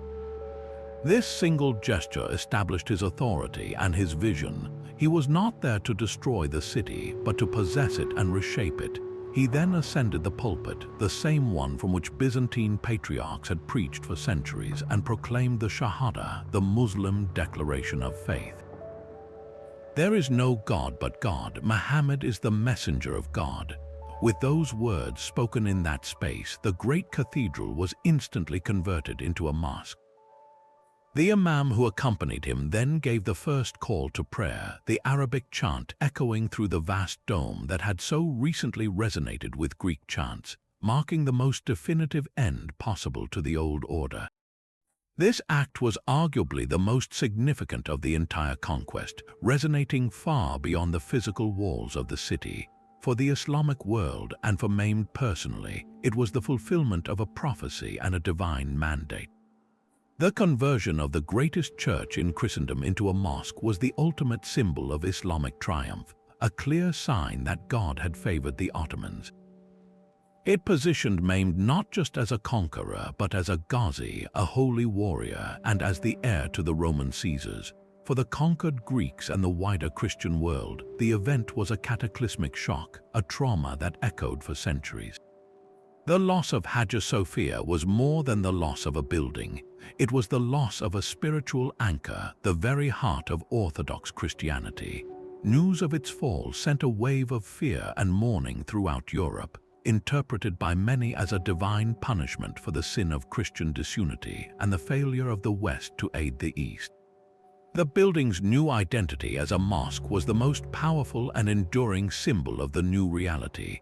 Constantinople was dead, and Istanbul, the capital of a powerful Islamic empire, was born from its ashes, its skyline now defined by the minarets that would soon be added to the great structure, forever altering its silhouette and its soul.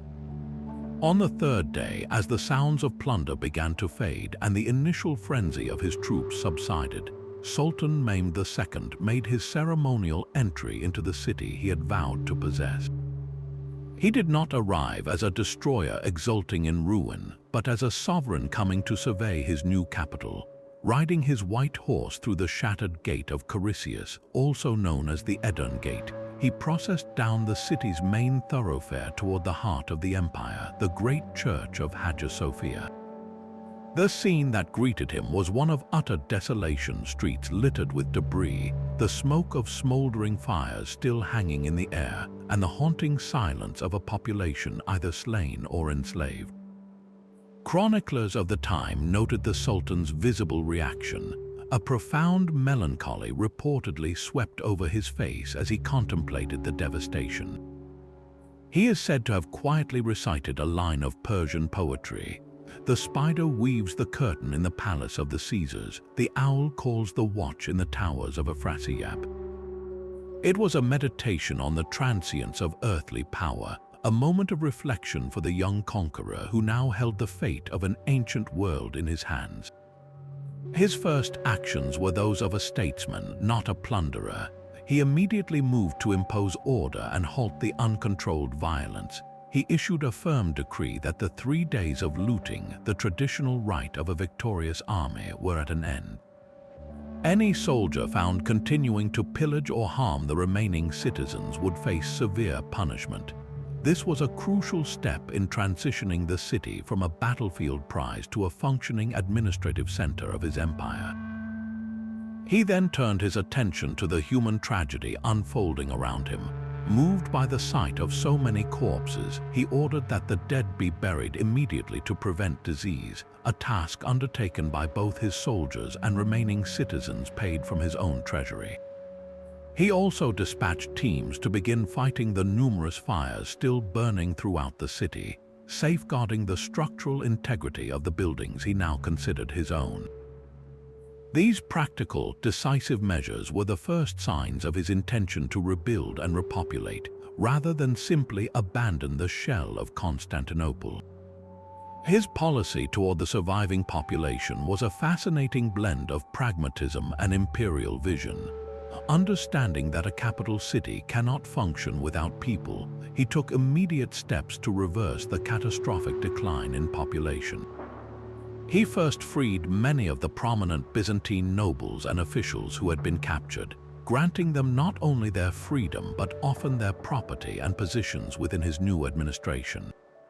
He understood that their knowledge of the city's infrastructure, customs, and governance would be invaluable. Then he initiated a vast program of forced resettlement known as suagun. He issued orders across his empire, commanding that thousands of families, Muslims, Jews, and Christians from various conquered territories in Anatolia and the Balkans be brought to the city. This policy was designed to quickly create a vibrant, multi-ethnic and multi-religious metropolis that could serve as a commercial and cultural hub. To encourage voluntary migration, he offered tax incentives and property rights to artisans, craftsmen, and traders who would move to the new capital. He particularly sought out the Greek residents who had fled the city before the siege, inviting them to return and guaranteeing the safety of their persons, property, and faith. This guarantee of faith was perhaps his most strategically brilliant move. To oversee the remaining Greek Orthodox population, he personally sought out the most respected scholar among the captives, George S. Francis. Learning he had been enslaved, Mehmed had him found, purchased his freedom, and offered him the position. When S. Francis declined, the Sultan continued his search, ultimately appointing the scholar Gennadius Scholarius as the new patriarch of the Orthodox Church. In a ceremony of great symbolic weight, Mehmed himself presented Gennadius with the ceremonial robes and staff of office, recognizing him as the ethnarch or political leader of the entire Orthodox millet or nation within the Ottoman Empire. This act did more than just appease the conquered Greeks. It effectively made Mehmed the protector of the Orthodox faith, granting him immense moral authority and securing the loyalty of millions of his new Christian subjects from the Balkans to Anatolia. It was a masterstroke that ensured social stability and allowed the Orthodox Church to continue its spiritual life under Ottoman rule, a system that would endure for centuries. His vision for the city was nothing less than the creation of a new imperial heart. He declared Constantinople, which would gradually become known as Istanbul, the new capital of the Ottoman Empire, officially transferring the seat of his government from Adrianople. He embarked on a monumental building campaign to repair the extensive damage from the siege and the sack. The Theodosian walls were rebuilt and strengthened, making them more formidable than ever. The dilapidated Great Palace of the Byzantine emperors was beyond saving, so he initiated construction on a new imperial residence that would eventually evolve into the sprawling Topkapi Palace, a center of power for the next 400 years. He ordered the construction of grand mosques, madrasas, theological schools, covered bazaars, public baths, and a complex system of aqueducts to restore the city's water supply. Every project was designed to announce the birth of a new Islamic capital while simultaneously appropriating and surpassing the glory of the old Roman one.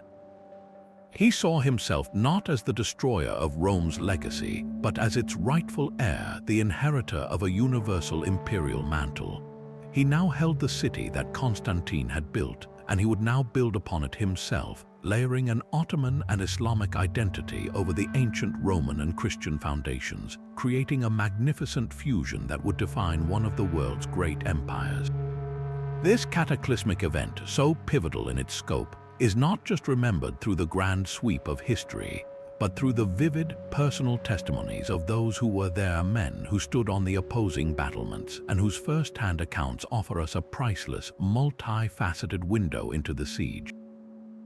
The Venetian surgeon Niccolò Barbaro, present within the city, kept a daily diary that reads like a raw, unvarnished chronicle of desperation. His writing is filled with the gritty details of survival, the relentless thunder of the cannons, the dwindling food supplies, the exhausting nightly repairs to the walls, and the growing sense of betrayal as the promised rescue from the Christian West never materialized. His perspective is that of a trapped man, witnessing the slow, inevitable crushing of a world he knew. He meticulously records the mounting casualties, the failed sorties, and the political squabbles among the defenders, his account tinged with a palpable and growing dread. For Barbaro, the fall was a profound tragedy, a great destruction of the city of Constantinople, brought about by the failure of fellow Christians and the overwhelming might of a pagan enemy. From the other side of the walls, we have the voice of Kritavoulos, a Greek scholar who entered the service of Sultan Mehmed II after the conquest. His history, written to glorify his new patron, provides a fascinating and indispensable counterpoint. Where Barbaro sees chaos and despair, Kritavoulos sees destiny and divine purpose unfolding. He portrays Mehmed not as a destroyer, but as a brilliant, wise, and even magnanimous conqueror, the rightful heir to the Roman Caesars. His account of the siege emphasizes Ottoman military ingenuity, the discipline of the Janissaries, and the strategic genius of the Sultan's decisions, like the audacious movement of the fleet overland. For Kritavoulos, the fall was not a tragedy but the natural and glorious ascendancy of a new world empire, a necessary and even positive transformation ordained by God. Comparing these two narratives reveals less about the factual events, though they often corroborate each other on timelines and key moments like the final assault, and more about the deeply personal and cultural lenses through which history is interpreted. Both men describe the same horrific violence of the final sack, but their framing could not be more different. Barbaro depicts it as a desecration, a slaughter of innocents, and a pillaging of holy sites. Kritavoulos, while not ignoring the violence, presents it as the unfortunate but inevitable consequence of a city that refused to surrender, quickly shifting his focus to Mehmed's subsequent acts of mercy and his visionary plans for rebuilding. These accounts are not merely reports, they are powerful origin stories. For the Christian West, Barbaro's diary became a primary source for the narrative of a martyrdom, fueling fears of Ottoman expansion and a potent sense of loss. For the Ottoman Empire and the Islamic world, the history of Kritavoulos helped cement the conquest as a foundational myth, a moment of divine favor that legitimized their state for centuries to come.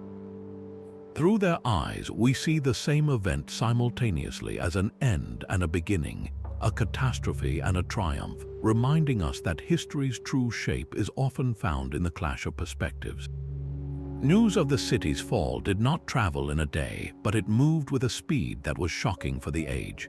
Messengers on fast ships and galloping horses carried the dreadful tidings from the ruined capital, and as the word spread, a wave of profound, disbelieving horror swept across Christendom. In Rome, Pope Nicholas V was said to have collapsed in grief upon hearing the news, overcome by a sense of personal and spiritual failure. For the princes and kings of Europe, the initial reaction was one of stunned incredulity. Constantinople was not just any city, it was a foundational pillar of their world, a living monument to Roman and Christian continuity that had stood for over a millennium. Its impregnable walls were an article of faith, a guarantee that the world order they knew would endure. The realization that those walls had been breached, that the great city had been desecrated and its people slaughtered or enslaved, was psychologically cataclysmic. It felt less like a lost battle and more like a crack in the very fabric of reality, a sign that the apocalypse itself might be imminent. The political calculations of every European power shifted overnight. The immediate, visceral fear was that Mehmed II, now styling himself Caesar of Rome, would not stop at Constantinople. The path into the heart of Europe, through the Balkans into Hungary and toward the vulnerable kingdoms of Italy and beyond, now seemed terrifyingly open. In Venice, the initial panic was not just spiritual but brutally economic. The Serenissima had lost a significant portion of its maritime empire in the Aegean and Black Seas in a single stroke. Its strategic trading posts were now isolated behind Ottoman lines, and the lucrative trade routes that brought silks and spices from the east were now under the control of a powerful and hostile state. The Venetian Senate, usually a body of cool-headed merchants, erupted into frenzied debate, authorizing emergency funds to fortify their overseas possessions like Crete and Cyprus, and desperately seeking to form a new coalition against the Ottoman threat. The Genoese, their great rivals, faced an even more dire situation, losing their prized colony of Galata across the Golden Horn and seeing their commercial influence evaporate. For the papacy, the fall was a devastating indictment of Christian disunity. The decades of failed negotiations, the empty promises of military aid, and the bitter theological squabbles that had prevented a unified response were now seen as a catastrophic failure with divine consequences. Successive popes would now make the rallying cry for a new crusade the central focus of their foreign policy, but their calls were met with a new and frustrating cynicism. Monarchs like King Alfonso of Naples and the Hungarian regent John Hunyadi expressed alarm, but they were also deeply preoccupied with their own rivalries and internal conflicts. The 100 Years' War between England and France had only just ended, leaving both kingdoms exhausted and bankrupt. The idea of launching another immensely expensive campaign to retake a city that many in the West viewed with a degree of suspicion, seeing the Orthodox Greeks as schismatics, proved to be a hard sell. The dream of a unified Christendom, already fragile, had been shattered on the walls of Constantinople. Yet, while Christendom plunged into mourning and fear, the reaction across the Muslim world was one of exultant triumph. For Mehmed, the conquest earned him the title his descendants would carry for centuries, Fatih the Conqueror. He was instantly elevated to a legendary status, seen as the fulfillment of a prophecy attributed to the prophet Muhammad himself, who had promised that one day a great commander and his army would conquer the city.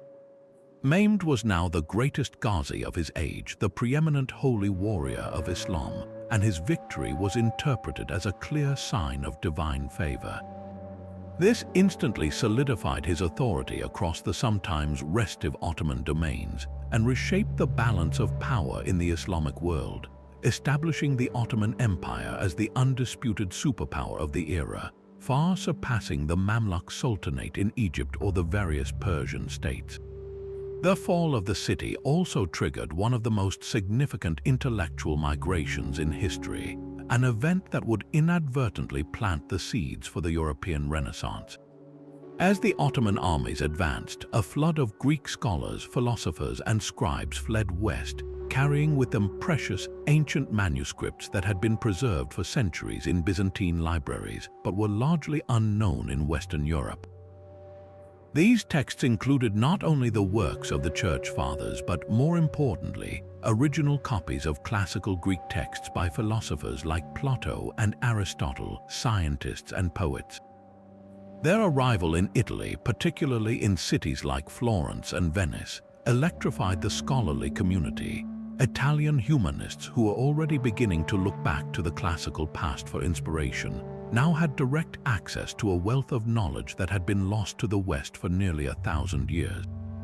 This influx of ideas and texts provided a massive intellectual catalyst, fueling the revival of classical learning and helping to spark the flowering of art, science, and philosophy that would redefine the Western world, an ironic and unintended consequence of the Ottoman victory that had seemed to mark the end of the old Roman world. The reverberations of that fateful Tuesday in May 1453 did not end with the silencing of the last battle cries or the lowering of the last Byzantine standard. They echoed across continents and through centuries, marking one of history's most profound and definitive turning points. The fall of Constantinople was far more than the conquest of a magnificent city. It was the final, conclusive period at the end of a long and epic sentence. With the death of the last Roman emperor, Constantine XI, the direct line of the Roman Empire, a political entity that had endured in some form for nearly 2,200 years since the legendary founding of Rome itself was extinguished. The empire that had shaped Western law, culture, and civilization, that had carried the torch of classical learning through the Dark Ages, was gone. A continuous thread of history that stretched back to Augustus Caesar was now severed, creating a psychological and political vacuum in Europe that would take generations to fill. The world had to grapple with a new, startling reality. There was no longer a Roman emperor in Constantinople. Yet, in a breathtaking paradox, the very event that snuffed out the last remnant of the classical world also became the unlikely catalyst for its rebirth in the West. As the Ottoman armies secured the city, a desperate exodus began.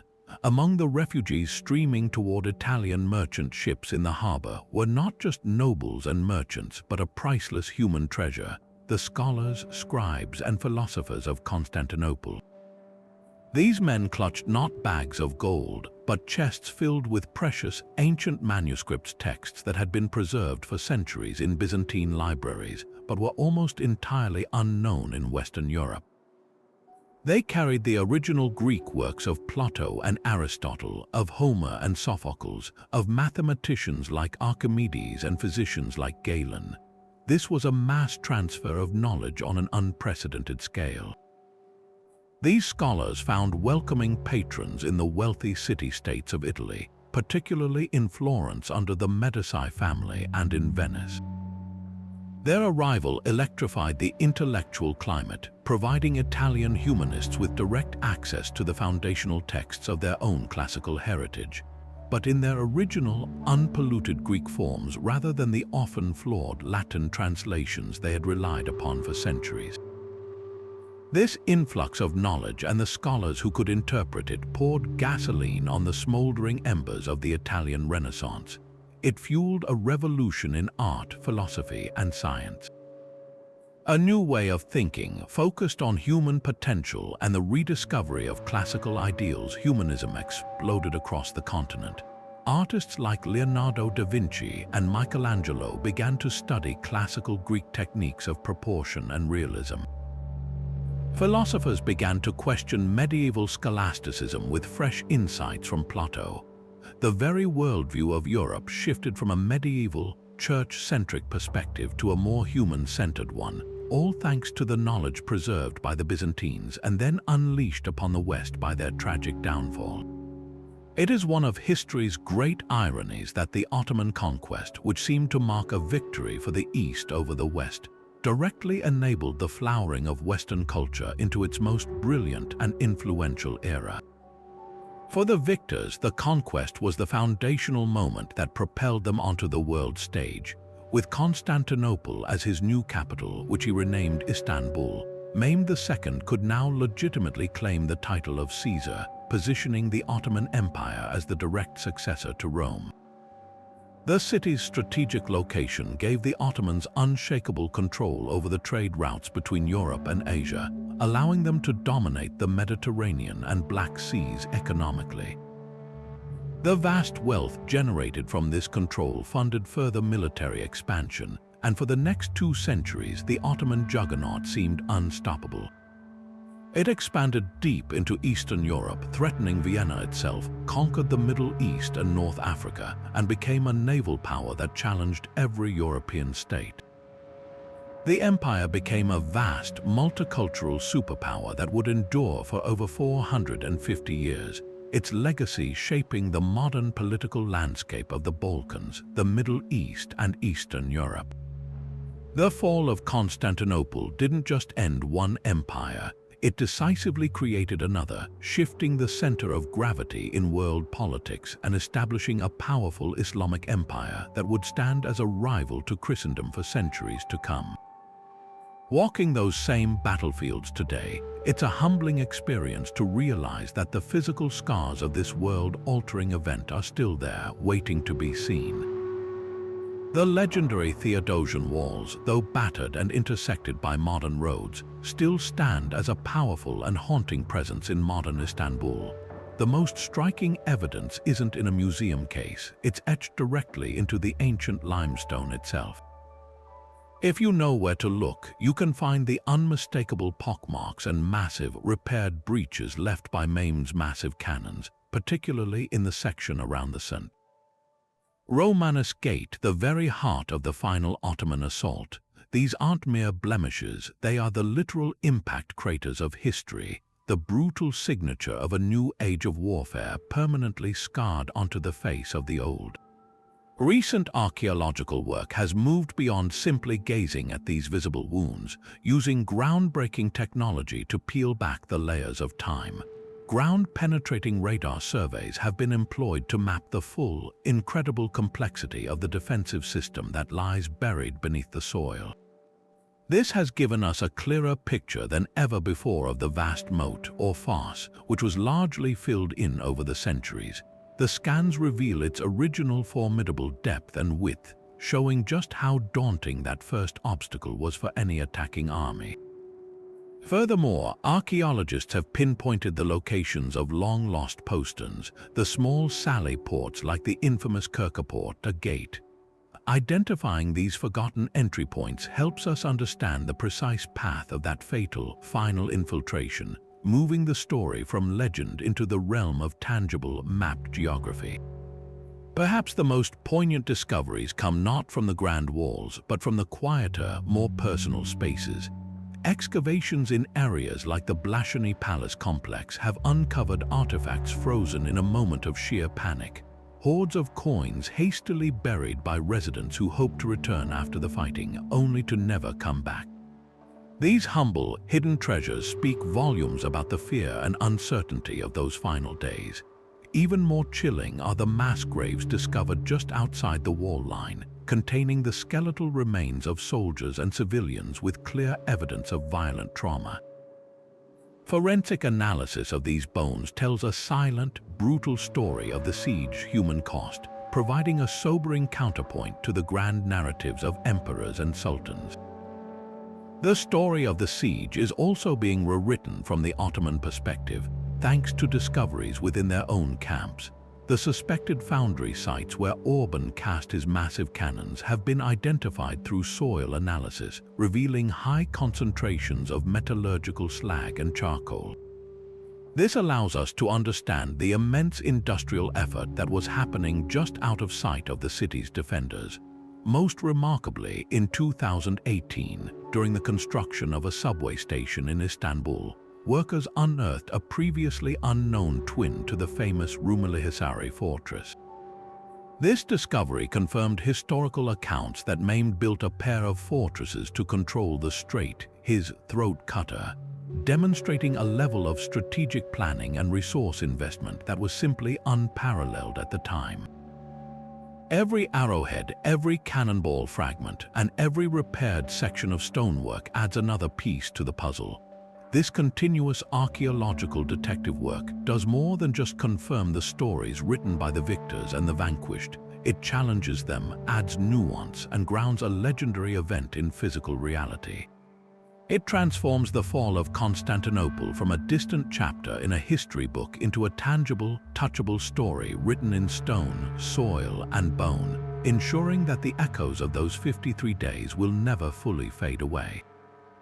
Even after centuries of scholarly scrutiny, the fall of Constantinople remains shrouded in an enigmatic mist, a historical event so pivotal it continues to generate more questions than answers.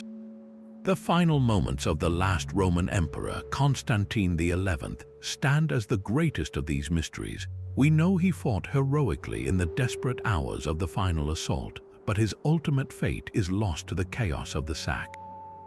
Byzantine chroniclers, clinging to a need for hope, spun the beautiful and enduring legend of the Marble Emperor.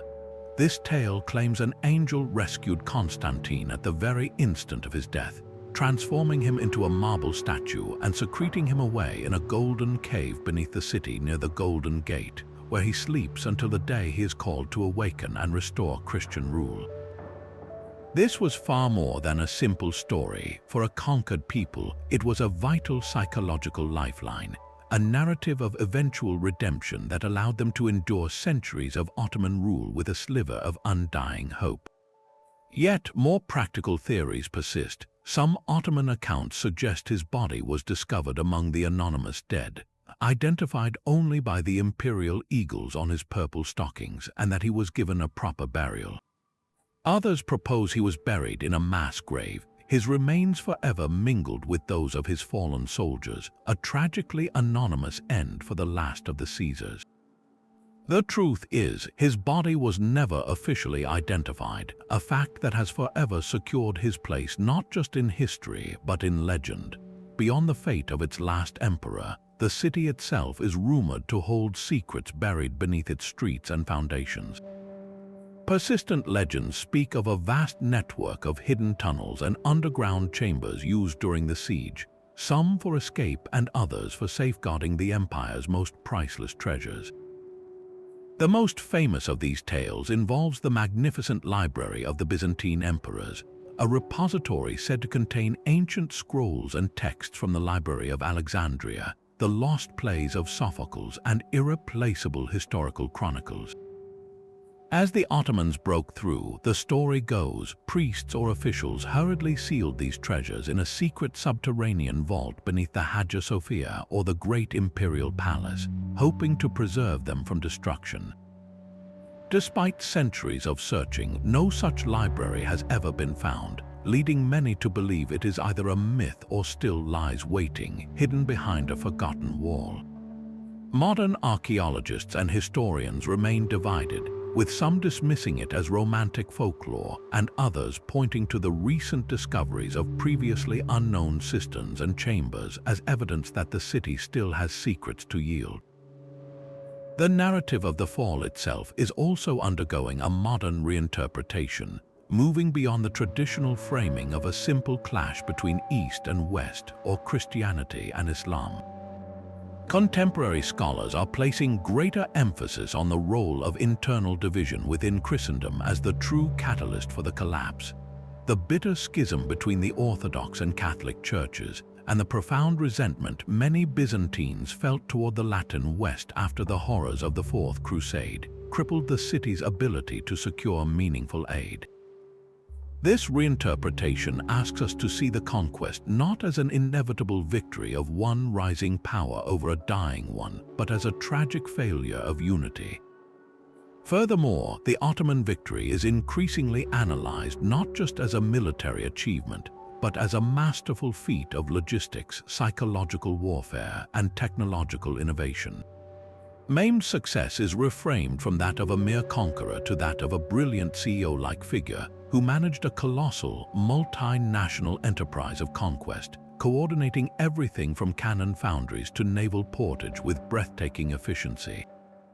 These modern perspectives enrich our understanding, adding layers of complexity to an event that was once presented in far simpler terms, reminding us that history is never just about two sides fighting, but about the intricate web of decisions, technologies, and beliefs that shape our world in ways we are still striving to fully comprehend. So where does that leave us centuries later, trying to measure the full weight of what happened in those spring days of 1453? The fall of Constantinople was far more than the dramatic capture of a famous city. It was a profound historical hinge, a moment where the door on one era slammed shut and another was thrown wide open, reshaping the geography of power, faith, and ideas for the modern world. Its legacy is a complex tapestry woven with threads of tragedy and triumph, destruction and unexpected rebirth, and its echoes are still remarkably clear if we know how to listen for them.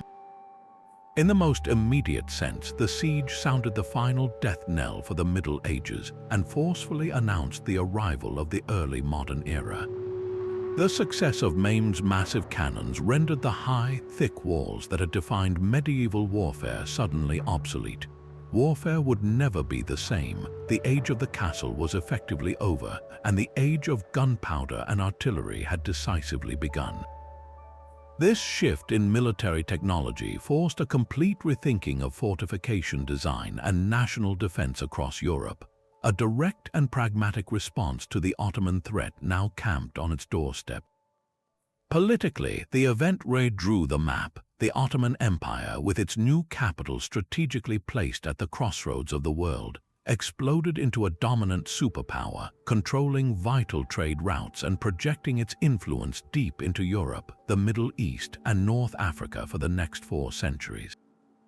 The intense fear it provoked also fueled the age of exploration, as European powers like Spain and Portugal, desperate to bypass the Ottoman stranglehold on the Silk Road, set sail to find new sea routes to the riches of the East, accidentally stumbling upon the Americas and in doing so, unlocking an entirely new chapter of global history. Perhaps the most fascinating and paradoxical legacy lies in the realm of ideas. The conquest, which seemed to mark a devastating victory for the East over the West, ironically became the direct catalyst for the flowering of Western culture known as the Renaissance. The flood of Greek scholars fleeing the fallen city, carrying with them precious ancient manuscripts, injected a massive dose of classical knowledge directly into the heart of Italy. This wasn't just a transfer of books, it was an intellectual Big Bang. The original works of Plato, Aristotle, and countless others, preserved for centuries in Byzantine libraries but largely forgotten in the West, now sparked a revolution in art, science, philosophy, and political thought. The humanistic focus of the Renaissance, with its revival of classical ideals and its emphasis on individual potential, was directly fueled by this exodus from a fallen empire.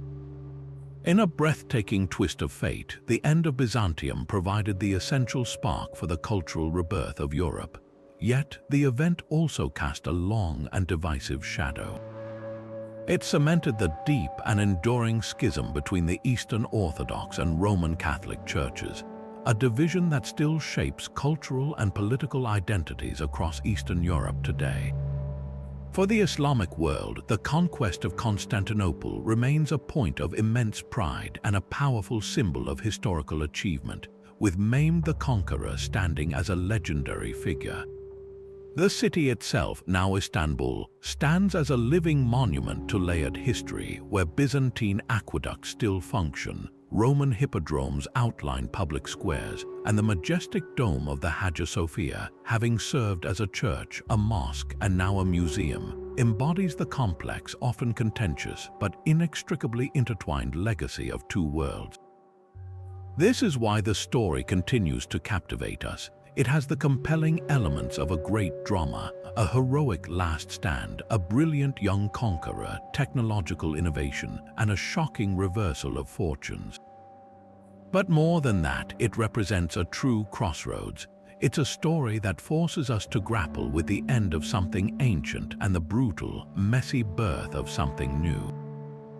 It makes us question the nature of legacy, the flow of ideas, and the often unintended consequences of world-changing events.